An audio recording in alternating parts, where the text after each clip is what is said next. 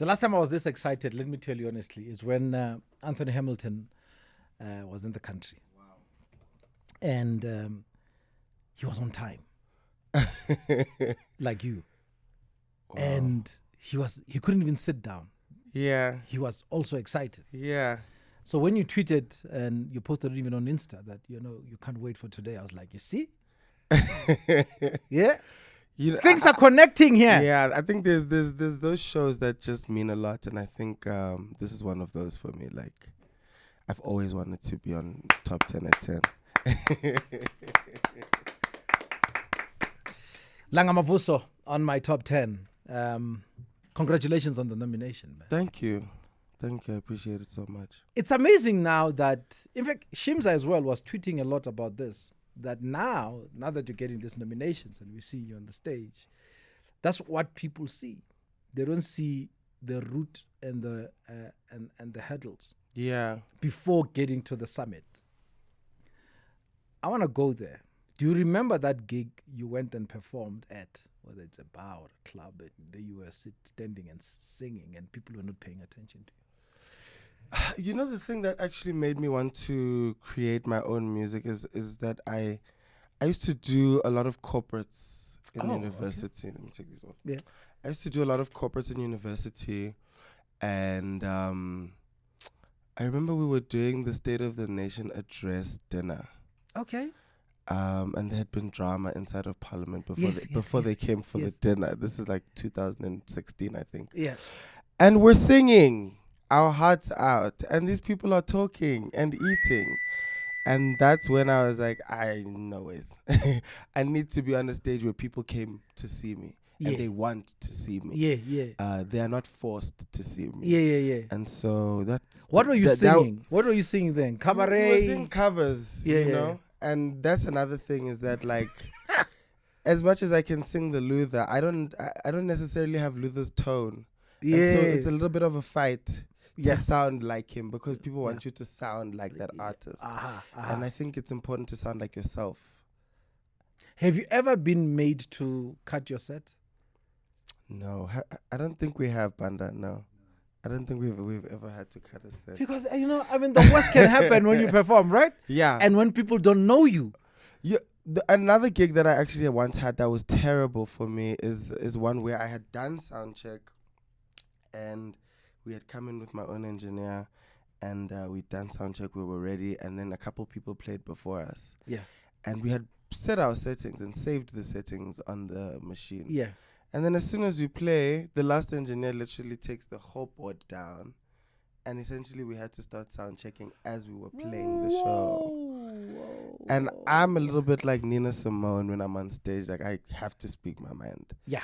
And I was singing, and I was like, sorry, guys, but the sound is so bad here. Yeah. You know, and we literally sound checked through the entire performance.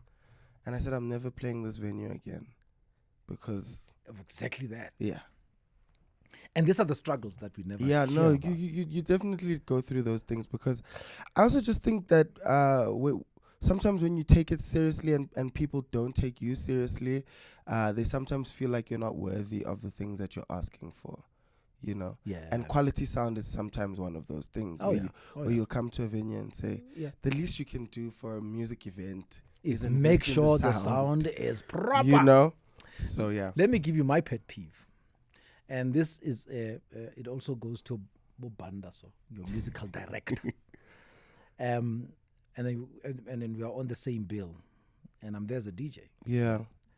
Banda feels he can step on my set and start, plugging his things while I am performing, as if mine is not a performance. And every time you raise this with promoters, you're like, but dude, what is this? Yeah, and these are the struggles that people are not privy to. Yeah. And these things happen. Yeah. And then all of a sudden it's like, how? He was happy when he got here, but he's now in a foul mood. Hey, it's not you, the patrons. No. It has a lot to do with what is happening behind the scenes. You know what I mean? Yeah. Is this your first summer? This is my first summer nomination, yeah. It is. Because even after Sunday Blues. Langa's my first album.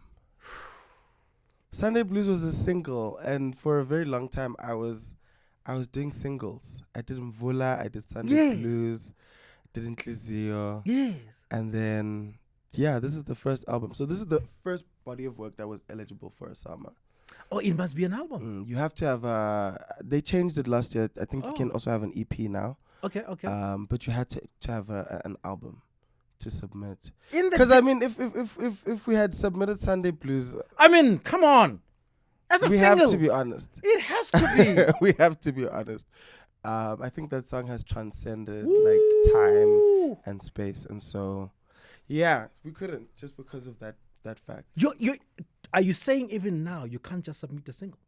No, never. No, I think you can only submit a single as a music video. Yeah, music video or best song of the year. But I am defeated. You know why? We get to know today digital distribution on digital platforms. We get to know people we have never heard of. Yeah. Why? Because music is more open now. Yeah. And we can access it at every time. And I feel, and maybe the hashtag then is appropriate, taking over the summers. Yeah. Right? I feel singles should be. Of course. I think so as well. It's a body of work. I think so as well. Because I think the impact of a single can be really huge. Oh, it's huge. You know, because we can look at if Jerusalem wasn't on an album, but the impact of it has been incredible globally. Yes. And I think those things make us take note. And so I do think that there is an acknowledgement of a song under the best song category and best video category. Yeah. And so I think if you do believe in a record that much, then invest in making sure that the impact is that huge that you can submit for those categories. I'm hanging out with Langa Mavuso. If you just joined us, and we're talking about his life, his music, and the fact that he's now nominated for the Best Soul in R&B for this upcoming summers. For those who don't know you, I'm going to take about Nhlakanipho. Nkosinathi. So where does Langa come from then? Langa is my father's surname. Oh.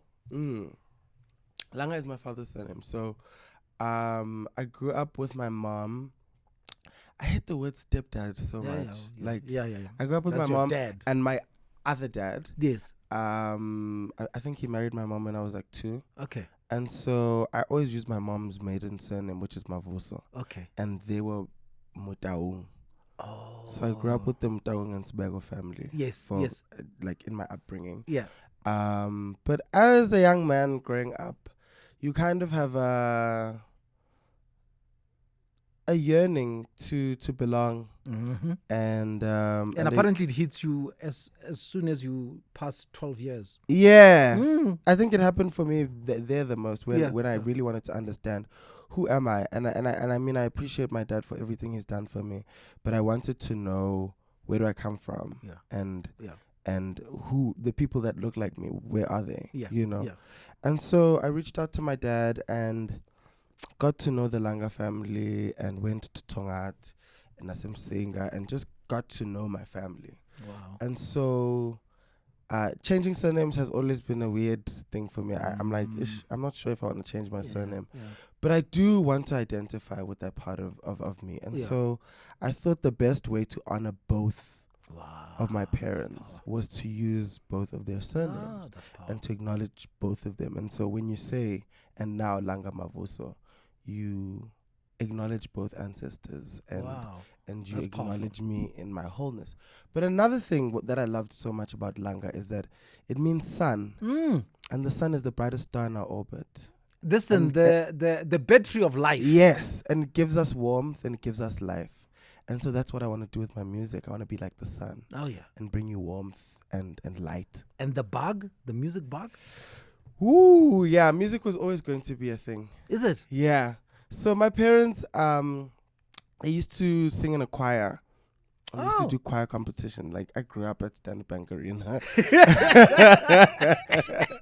Like, that was me. I was always at Standard Bank Arena. Yeah. And so I remember sitting at the back of the hall in Orlando and they'd be rehearsing. All of my weekends, all of my holidays was the back of the hall in Orlando, listening to them rehearse. And I wanted to be so badly part of the choir. Oh, you know? Okay. And And when they have the competitions and there's a big applause at the end, like I also wanted that applause so badly. And You got goosebumps? Yeah. Oh, my mom can sing. What? Both of them. My mom and my dad can sing. And so it was definitely something that was always going to be there. I mean, they didn't encourage it, but the music was always there. I always say, you do what they do, not what they say. Yeah. Oh, yeah. And the crazy thing is, before I released my album, I went down to KZN, to the Langa homestead, and I just wanted to spend a day there and just really feel grounded before releasing this work, because it was a paying homage to them in a sense. Yeah. And so my dad sat down with me and he was like, you know that this was your great-grandfather's dream. And I was like, what? And he's like, music. He says, my granddad never spoke to us. He never was a conversationalist. But whenever we would sing, that was the connection that we had with him. Music was the only way that we knew how to communicate at home. So they come from a very strict Seventh-day Adventist kind of home. And you know SDAs, they love music so much. And so that was their way of connecting, was through music. And so my brothers play instruments. They play trombone. My little brother plays cello and violin. My sister's the only one who doesn't play an instrument or sing. But music has always been in my blood. Sure. And so for me, when I named the album Langa, I had just wanted to say it's an introduction of who I am. But then I realized, actually, this is the fruition of that Langa. Yeah. And so that's why it had to be named that. And so that's why the work was so important. And that's why I had to go home before the album came out. And literally the album came out as I'm driving on the N3 back to Johannesburg. Oh, so you even drove? I drove. I didn't do fly. the whole... No. I went with my older brother and my dad and his mom, and we drove down. We stayed for a day and we did what we wanted to do. And then I was like, okay, let's get it. The album comes out tomorrow. I've got a ton of work to do. Yes. Let's go. So we literally did that. And it was important for me to do that. Yeah. It was very important for me to do that because I don't know. I think a sense of identity is such an important thing in this day and age and in this time. Listen, we take for granted what foundation, what being grounded is. Even a kasi lokshit, they'll say injeluma ilebopiwe, meaning it's grounded. It's got a yard, and I think you can only fly from there. And now that you are grounded, you are getting invitations from all over the world. Who's Peter Tong? Peter Tong is a Tbose at Beats One Radio. Oh, okay. Essentially, he's one of the broadcasters in Britain. Yeah. And so while I was recording the album in London, Wait, you took the album to London? The album was recorded in London. Hey, Langa. The album was recorded between London, Cape Town, and Johannesburg. I've been telling you, he doesn't belong here. Yeah, the album was recorded in London, in Hampstead, actually. How did you even get there? So... Black Coffee's international manager then took me on. That's validly show. Okay. So he then took me on while I was at Solistic, and then we went over there to have a couple of meetings. Yeah. Because a couple of labels wanted to sign me that side. Nothing really worked for me, to be honest with you. But I met a really incredible lady by the name of Shona, and she was like, come back and let's record. Let's try. I'm going to get you in studio with a bunch of different producers. I'll give you a list of producers that I have contact with. You listen to the work that they've done and you let me know what you're interested in. Sure. And so I see Lyndon J, and it's like Sam Smith, Dua Lipa, Sinead Hart. I was like, okay, I want to work with him. And so we create Love Lost with him. And so that's what London was like for me, is that I was there by myself. And I was tubing around to different studios and recording different songs with many different artists who I just revere. And so Pete Tong, going back to Pete Tong. Yeah. So Pete Tong reaches out to my manager and says, I really love this boy. Could he do Yusondo's 7 Seconds with Grace Carter? And Grace Carter's like a pop star. Like she's big in London. Yeah. So I'm like, of course I'm going to do it. But I'm like, does he not sing in Wolof and French? Yeah. And Shauna's like, yeah, you're African. You can figure it out. And I was like, actually, I will figure it out. Because when you do classical music in school, you have to learn to sing in different languages. Yes. And so you learn the song phonetically. And so I learned the song until I was ready. Like, I had my cousin Simologo teach me how to pronounce French words. Yes. She's one of those kids. She went to Waterford in Swaziland. Bona. She's an international kind of girl. Yeah. So she then translates it for me and does voice notes of pronunciation. And so I then send her back voice notes just to make sure that it sounds right. Sure. And and then I made sure that the Wolof was correct as well. So yes, Pete Tong featuring Grace Carter and of course Langa Mavuso. Suga. What?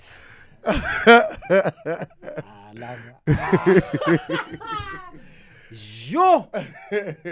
Wow. Kadiso tells me about this. My compiler tells me about him. One. You must listen to Langa's 7 Seconds. I'm like, what are you talking about? He wanted to play it for me. I was like, no, don't. I'll hear it on air tomorrow. Yeah. Because I want it to be exactly how I feel right now. Be pleasantly surprised. What? Yeah, it's one of my favorites that people don't know that well. Well, in this country. Yes. In London, they know it. Pete Tong. Yeah, Pete Tong. That's the name we should check out. Yeah. So you're saying this is a live orchestra playing here? Live orchestra.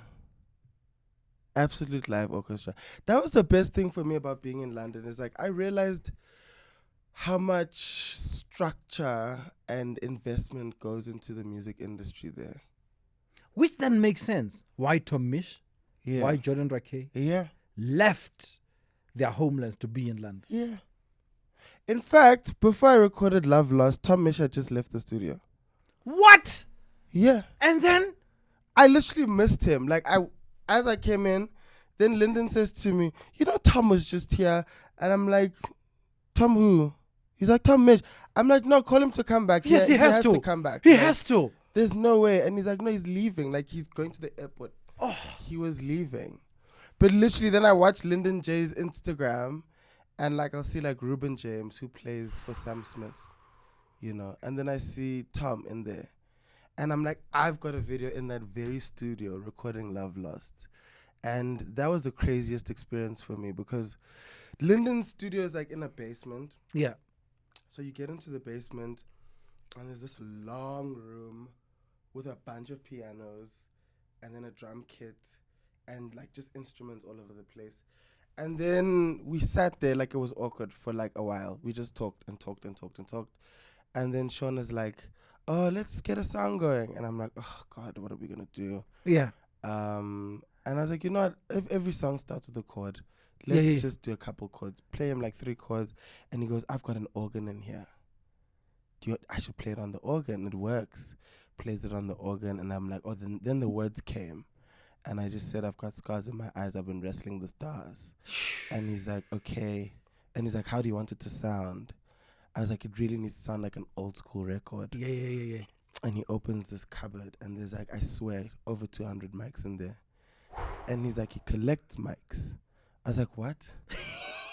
And then he looks and he looks and he looks and he looks and he looks and he finds the mic and he's like, this is from the 60s.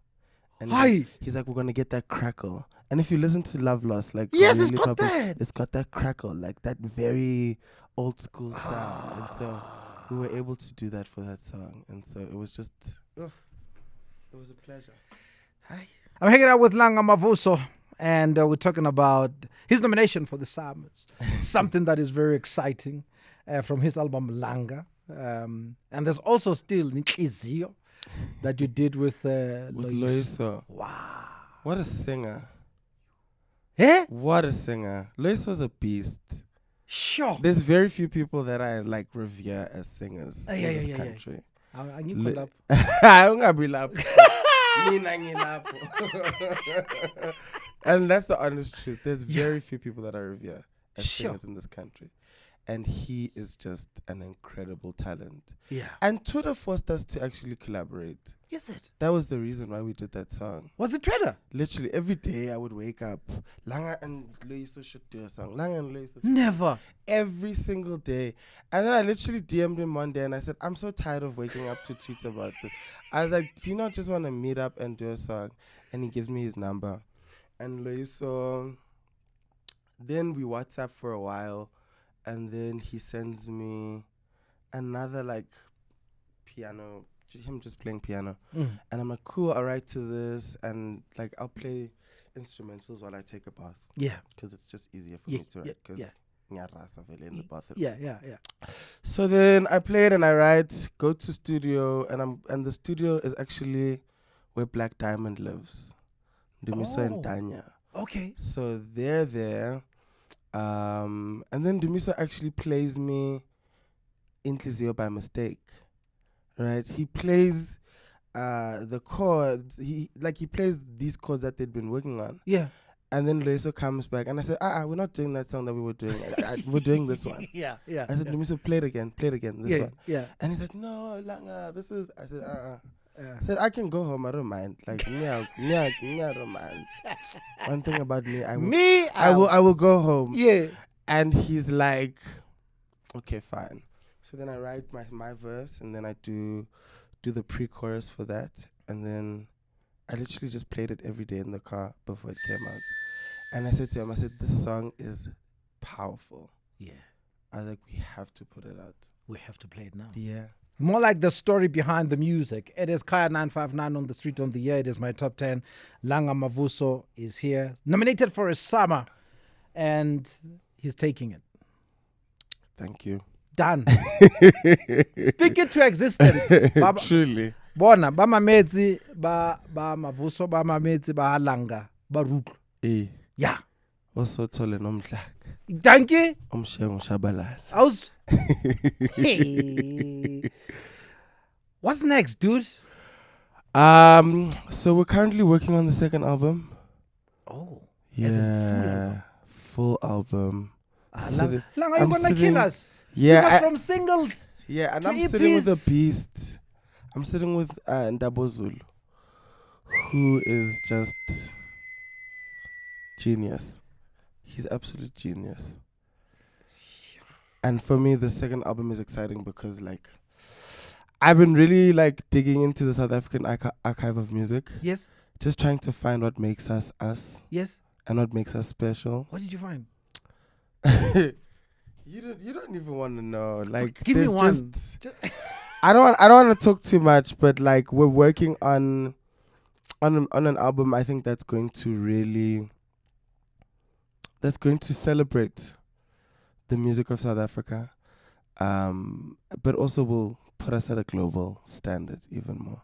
And I was saying to a friend of mine the other day, I was like, in South Africa, we work hard to leave and to go be big stars elsewhere, and then we are celebrated here. Yes. And I was like, God, you must leave the country. Yeah. And that's what everyone says. That's to the me. only time you get a standing ovation. There's not a day that when someone doesn't say, Langa, you should leave and go be a star in America or in London. And at some point, it is our sad reality. Yeah, and at some point we need to get to a point where we let the world come to us. And I think, and the world is coming to us. And I think we've seen it with Nigeria, where they've celebrated themselves, where they've celebrated their music, they've celebrated their art, they've celebrated their identity, and now literally the world runs to them. They don't need to leave. What did you find, though?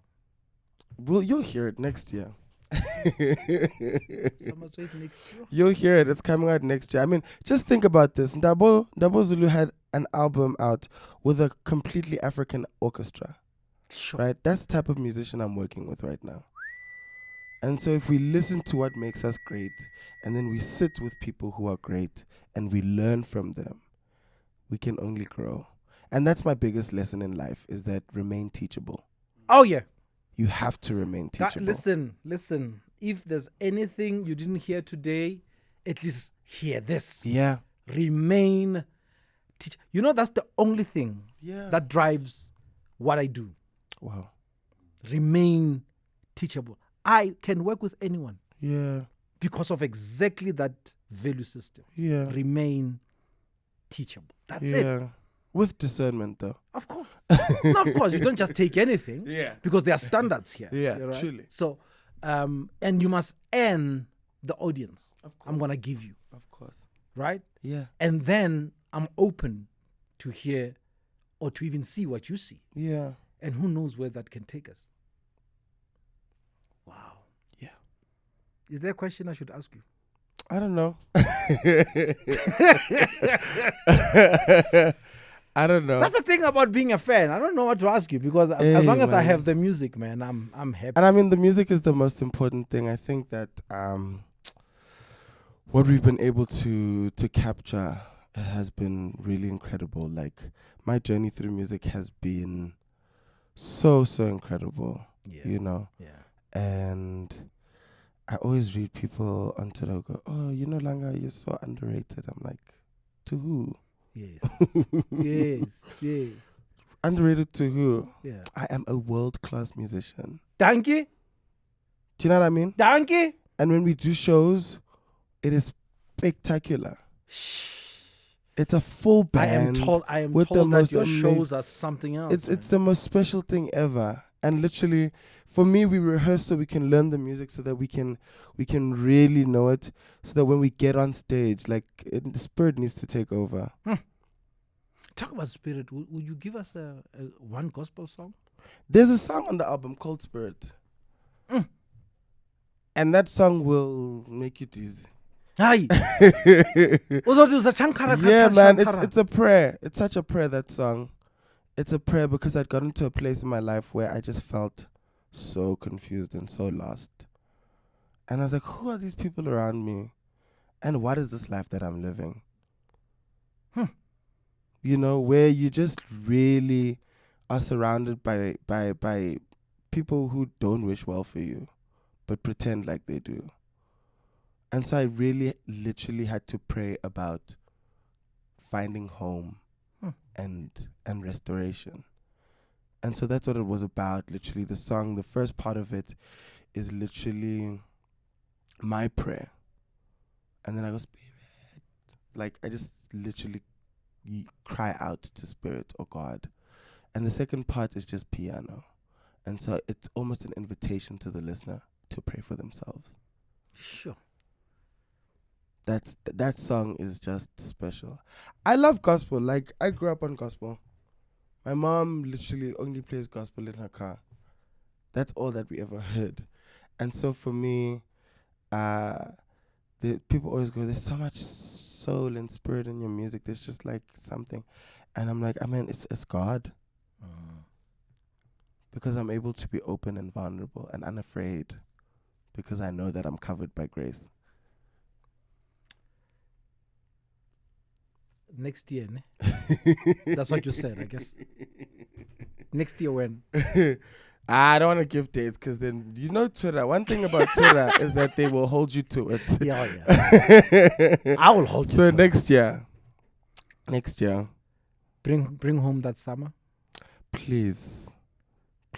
Congratulations. Thank you so much. Langa, keep shining. Thank you.